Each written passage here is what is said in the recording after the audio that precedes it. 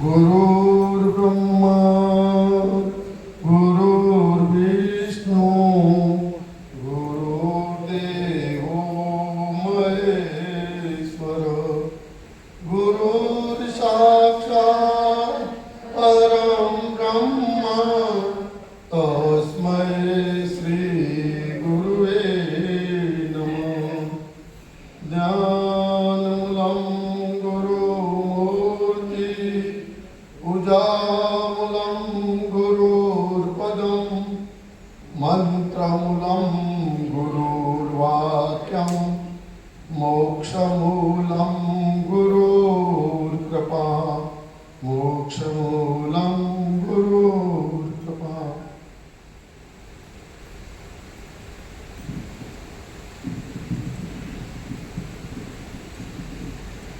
આજે આ બાપુજીની પ્રણાલિકા પ્રમાણે જ્ઞાન સત્ર ચાલી રહ્યું છે। પરમ પૂજ્ય પુરુષોત્તમ બાપુ હાથપાળિયાથી પધારી આપને આપણી આત્મચેતનાનું દર્શન સાથે એની અમૃતવાણીથી આનંદમાં ગદગદિત કર્યા છે અને એ આનંદનો લાવો લઈ રહ્યા છીએ આપણે। અમૃતધારામાં બાપુજીએ કહ્યું છે કે ગુરુ કોણ બની શકે। ગુરુ મા બાપના પેટે જન્મે નહીં, પડછાયો પડે નહીં, ફોટો પડે નહીં, પગલાં પડે નહીં, એવા ગુરુની શોધ કરવી હોય આજના કલિકાળ અને કલયુગમાં કોઈ સંપ્રદાયની નિંદા નથી કરતો, પણ વ્યક્તિ ગુરુની પૂજનીય બહુ બની ગયા છે। પણ અમૃતધારામાં બાપુજી બહુ સણાવટ કરી છે। ગુરુ સ્વયં પોતાની પાસે છે અને શબ્દ બ્રહ્મ ગુરુ છે એમ બાપુજી વખાણ કરાવે છે અને એ જ શબ્દ બ્રહ્મને સતનામ રૂપી આપણા શીલમાં સીલ કર્યો છે। તો આપણે એનો અનુભવ થાય છે ખરો કે હજુ કંઈ ગુરુની શોધ કરવાની આ સંપ્રદાયો ચાલી રહ્યા છે એમાં ક્યાંક ઘેટા બકરાની જેમ પુરાવાની ઈચ્છા થાય છે ખરી, અથવા આપણે એનો અનુભવ થાય છે કે આપણે સતનામવાળા છીએ। જ્યાં લગી સતનામ સાથે પ્રીતિ નહીં થાય ને ત્યાં સુધી આ ભવાપટી ફરવી જ પડશે। બાપુજી ખુલ્લો લખ્યું છે ને અતિ સ્પષ્ટ બાપુજી જે રજૂઆત અમૃતધારામાં આપી છે તો આપણે વાંચીએ છીએ ખરા, પણ વાંચ્યા પછી એનું મનન નિધ્યાસન થાય છે।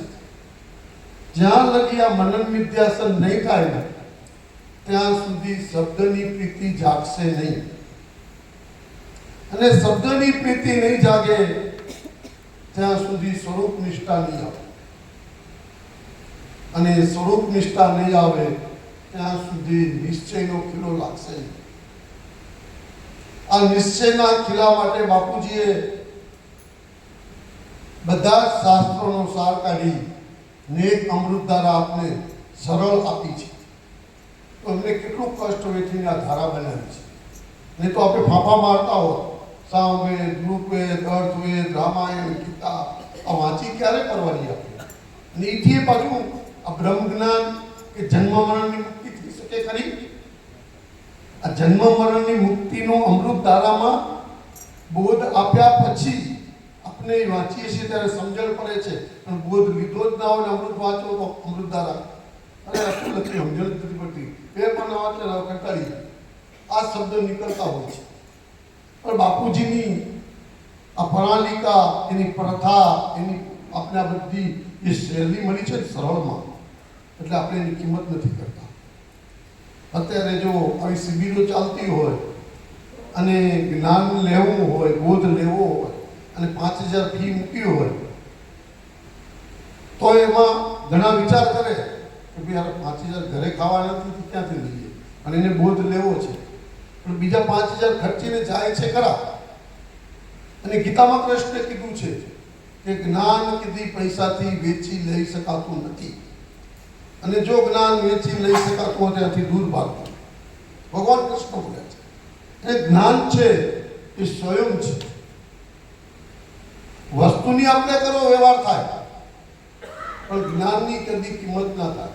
અને જેથી જ્ઞાનની કિંમત કરતા રહીએ છીએ ને ત્યારે જ્ઞાન પાત્રમાં ટકતું નથી. અને જ્ઞાન ટકે નહીં ત્યાં સુધી અનુભવ જાગે નહીં, અને અનુભવ જાગે નહીં ત્યાં સુધી અનુભૂતિ થાય નહીં, અને અનુભૂતિ થાય નહીં ત્યાં સુધી સ્વરૂપની નિષ્ઠા પાકી થશે. આ બાપુજી એક સરળ શૈલી આપણે 12 કલાકના એક બોધમાં આ શરીરમાં બોલનારની કિંમત બતાવી દીધી છે. તો એ બોલનાર ઉપર આપણું લક્ષ્ય કેટલું ટકે છે? આ બોલનાર છે એ તમે છો, ચેતન રૂપ છો.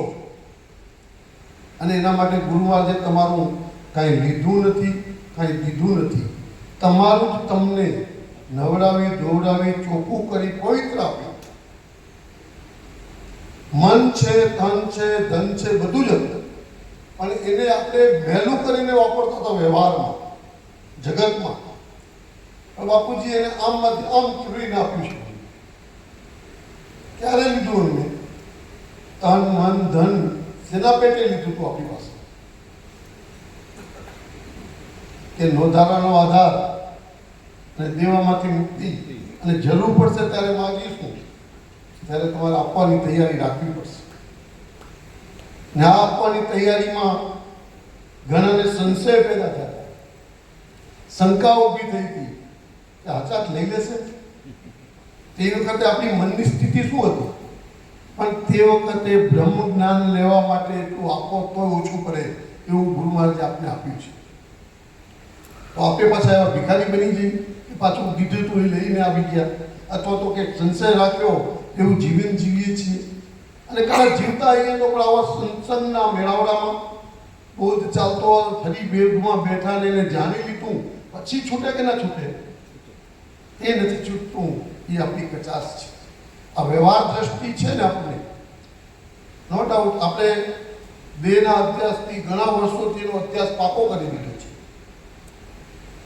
ધીરે ધીરે બોધ લીધો પછી 5 વર્ષે, 6 વર્ષે, 10 વર્ષે કાંક તો જાગૃતિ હોવી જોઈએ ને આપણા. જ્યાં લગી આ જાગૃતિ નહીં આવે, સ્વરૂપ નિષ્ઠા નહીં થાય, ત્યાં સુધી ફક્ત જીવન જેવું જીવી છે એ જ જીવન જીવ્યા કરે. અનુભવ નહીં ચાલે, ને અનુભવ નહીં થાય તો એ નહીં ચાલે. કારણ કે તમને પરમ પદ આપ્યું છે, પરમાત્માનો અંશ આત્મા ચેતના ઓળખાવ્યો છે, ને બધી જ જગ્યાએ બોલનારની જ કિંમત છે. વાણી પાણીનું આ જગત આપણું રચાયું છે, પણ એમાંથી આપણે મુક્ત કર્યા છે. બોલાય એવી અવસ્થા નથી, એ સ્થિતિ સુધી લઈ ગયા. અને પછી જે આપ્યું છે શબ્દનો દેહ બનાવીને, સતનામ રૂપી મંત્રપુત્ર. તો આપણે મંત્રપુત્ર છીએ એવું કંઈ નક્કી થાય છે ખરું? કે પછી જૂના હતા એ જ છે દેવાળા? આ જે પકડાયેલું હતું ને એ પાછું આવી જાય છે. અને પકડાયેલું આવી જાય તો ત્યારે આપણે થોડીક સજાગતા રાખવાની છે કે ગુરુ મહારાજે તો મને આ પકડાયેલું છે બધું છોડાવી દીધું છે, તો પાછું પકડાય છે કેમ? એ પકડાય છે એનું આપણે કોઈ સંશોધન કર્યું ખરું? આ નથી થતું ને એનું કારણ એક જ કચાશ છે કે આપણો અભ્યાસ અને અધ્યાસ નથી. સ્વરૂપ નિષ્ઠાનો અધ્યાસ જ્યાં સુધી નહીં થાય તો જુદું ખેંચી જ જશે. જગતના વ્યવહારમાં રચ્યા પ્રચારો. બાપુજી કે એક ધંધો કરો, 4 ધંધા કરો, પણ તમારું સ્વરૂપ નિષ્ઠા ભૂલવી નથી. સ્વરૂપ નિષ્ઠામાં 5 મિનિટ કાઢશો, ઉપર 5 કલાક કાઢશો તોય પણ તમને એમાં સ્થિર થવાનું પદ મળશે. પણ આપણે 5 મિનિટે નીકળે છે ખરી? એકાંતમાં બેસીને આપણે સ્વરૂપ સાથે એવું કઈ મંથન ચાલે છે ખરું? સતનામ બધાને મળ્યું છે, અને એ હોઠે જીભે લેવાય એવું નથી, કારણ કે એ માપવાનું નથી, અમાપ છે, વિશાળતાવાળું છે. એ સ્વરૂપ તમારું છે. આત્માનું રૂપ નથી તો પરમાત્માનું રૂપ છે ખરું? જ્યાં સુધી આ દ્રશ્ય માત્ર છે ને દ્રશ્યવાળાની આપણે ભક્તિ કરીએ છીએ ત્યારે દ્રશ્ય મળે છે, પણ જન્મ મરણ નથી મળતું. મટે છે. તો આત્મા પરમાત્માની ભક્તિ આપણે કેટલી કરીએ છીએ? રામ ભગવાન, વિષ્ણુ ભગવાન, શંકર ભગવાન બધું બોલીએ છીએ. આગળ જે નામ પડ્યું છે ને શબ્દનું, એ રૂપનું નામ છે. પાછળ કોણ છે? ભગવાન. તો ભગવાન કોણ છે? પરમાત્મા. પણ એ ક્યારે બન્યા? ગુરુના સંગમાં આવ્યા પછી. નામ રૂપ ગુણ મિટાવનાર ગુરુ મહારાજ છે. આ બધા બની બેઠેલા હતા ને આપણે, નામ રૂપ ગુણનો નાશ ચોથો પર અવિનાશ પદ ઓળખાયું છે. આપણે હજી નામ રૂપ ગુણમાં જ નવી છે. મારી કેમ નામ ના થાય, મારું કેવું રૂપ દેખાય, મારા કેવા સારા ખરાબ કર્મોમાંથી મુક્ત થવું, એની વાત બતાવીને આપણે બહાર કાઢ્યા છે. હજી પાછું બેસી જાય છે ત્યાં સુધી આપણી અજ્ઞાન દશા જતી નથી. ચોથું પદ અવિનાશી આપણે મળ્યું છે. બરોબર? ફેરફાર કેજો ભૂલા પડી જાય. જ્યાં સુધી જાગ્રત સ્વપ્ન સુસુપ્તિ અને તુર્યા પદ સુધી લઈ ગયા પછી એનાથી એક પદ આપણે ઉન્મની પદ ઓળખાયું. ઉન્મની પદમાં બોધ વખતે કહેવામાં આવ્યું, ભાઈ કેવા છો? કાળા છો, ઊભા છો, ઘોડા છો, સ્ત્રી છો, પુરુષ છો. પણ તે વખતે કઈ જે સમજી ગયા હતા એ મૌન થઈ ગયા હતા, જે નતા સમજ્યા એ બોલતા હલાવતા હતા હાથ. પણ જે સમજી ગયા કે આપણે છે કઈ નહીં, તો એ ઉન્મુનિ પદ હતું. એ આત્મા સ્વ પરમાત્માનું પદ તમને ત્યાં સુધી પહોંચાડી દીધા. રામ અને કૃષ્ણ કરતા મોટા બનાવી દીધા. આ સ્થિતિ આપણે ગુરુ મહારાજે ઓળખાવી છે. એ સ્થિતિ આપણે ચોથા પદમાં રહીને એની ભક્તિ કરવાની છે. ગુરુ મહારાજ કીધું અહીંયા કઈ સાધન નથી, એટલે તમને એક પદ નીચે ઉતારી તુર્યામાં એક સતનામ રૂપી આપને આપ્યું, મંત્રપુત્ર બનાવ્યા અને એમાં રહીને પાંચમા પદની ભક્તિ કરી અને આ જગતમાંથી જેમ પસાર થઈ પછી સ્વધામ પહોંચવાનું છે ને, તો એ કાર્ય કરવા માટે આપણે મોકલ્યા છે. એની સાથે સાથે ગુરુ મહારાજ બીજી આજ્ઞાઓ આપી અમને કે વાલા આનાથી નહીં પતે, સ્વધામ જવા માટે અમારું બીજું કાર્ય કરવું પડશે. આ કલિકાળમાં જગતમાં સંપ સેવા સદાચાર પ્રેમ બહુ ઓછો છે. હવે આ ઓછા પ્રેમને અમે એકલા તો પરવારી નહીં, પણ તમને થોડું થોડું એનો હિસ્સો આપીએ છીએ ને તમારે એ કાર્ય કરવું પડશે. સંપ સેવા સદાચાર પ્રેમને રાખવો, પોતાએ બીજા તને રખાવા પ્રયત્ન કરવા અને એ કાર્યમાં જોડવા, એ કાર્ય માટે આપણે નીચે ઉતાર્યા છે. ફક્ત રાખવાનું નથી, ત્રણ કાર્ય કરવાના છે. એક વસ્તુ સેવા કરવી, કરાવીને કરાવવા માટેનો અનુભવ હોતો, એને પ્રેરણા આપવાની. એમ સંપ સેવા સદાચારમાં આપણે વિકસિત થવાનું છે. બીજા નંબરમાં અમૃતધારાનું વાંચન શક્ય હોય તો એક પેજ વાંચવું. વાંચ્યા પછી આપણે બોધ વખતે અને આ વાંચનમાં શું ભેદ આવે છે, શું આપણે સંશય ઊભા થાય છે, એ નક્કી કરવું પડશે. અને એ નક્કી કરેલો સંશય જ્યારે આપણે આવા મહાપુરુષ જોડે સમાધાન કરીશું ને, પછી આપણું ચિત્તમાં ચિત્રામણ થશે ને, પછી આનંદ સ્વરૂપમાં આપણે લઈ જઈશું. કરવું કાંઈ નથી અને પ્રાપ્ત કરવું છે તો એ શક્ય નથી. આ અમૃતધારા એટલે શું છે? એક ગ્રંથદેવથી પણ એક ટપી જાય એવું સાધનમાં ભર્યું છે. આપણે દૂધમાં ઘી છે, પણ ઘી પૌષ્ટિક છે, એના કરતાં પણ વિશેષ બાપુજી આપણે બધી ધારાને એક નિચોડ કાઢીને આ ધારા માટે આપણે લાવ્યા છે.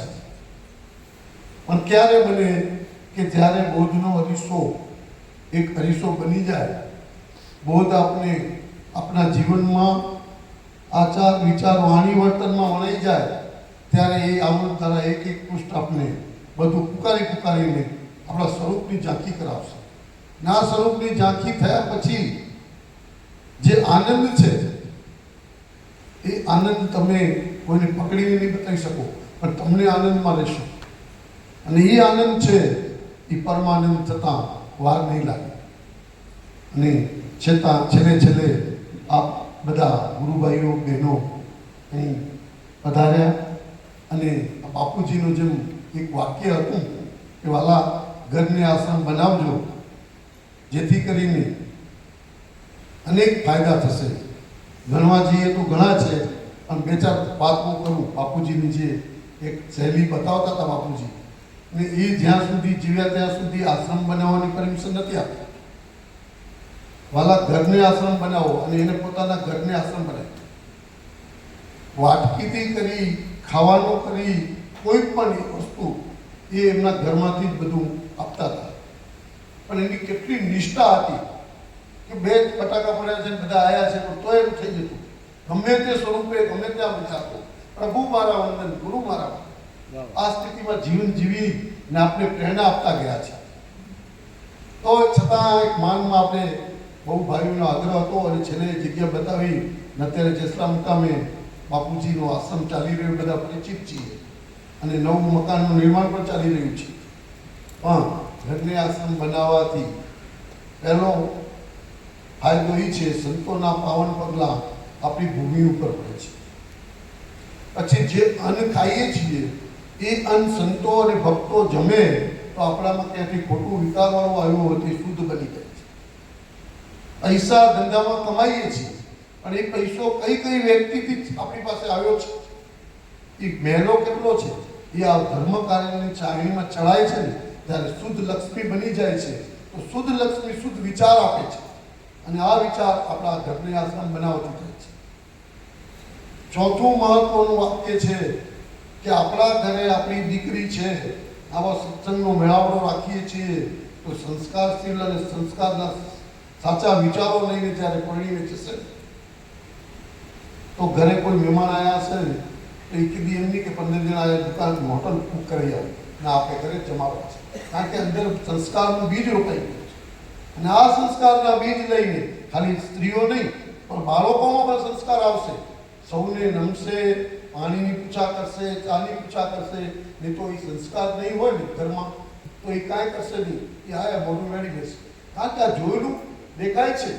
એટલે કીધું ગુરુ મહારાજના આ જે વાક્યો આપણે આપ્યા છે ને ખરેખર મને તો ઘણા વર્ષોથી એ જે ચોંટી ગયા છે તેદારથી બોલવાનું ચાલુ રહે છે કે ઘરને આશ્રમ વાળા બનાવો. ભલે જેવું આપણી પાસે છે અને ભોજન ભજન ના ખાલી ભજન રાખો, સત્સંગ રાખો, પણ મહિનો ખાલી ના જોવો જોઈએ. કેમ ધંધો કરીએ છીએ, રોજે રોજ થઈએ છીએ તો મહિનાના પૈસા કમાઈ શકીએ તો પછી મહિનામાં એક દિવસ પોતાના આત્મકલ્યાણ માટે ના આપી શકીએ. અગર તો જ્યાં સત્સંગ છે, જ્યાંથી વાહક આવ્યો છે ત્યાં ના જઈ શકીએ. બાકી હું તમારો જેવો જ છું, મારે ક્યારેક આપતી વાતી જાય છે પણ હું છતાં આ ગુરુ મહારાજનું જે વચન છે એ બોલી રહ્યો છું. કેમ છે સંસારી છીએ. બાપુજી કીધું કે સંસારી વાળો મને ગીતામાં કૃષ્ણે કીધું કે સંસારી મારો પરમ પ્રિય ભક્ત છે. તો એ તો બે કામ કરે છે.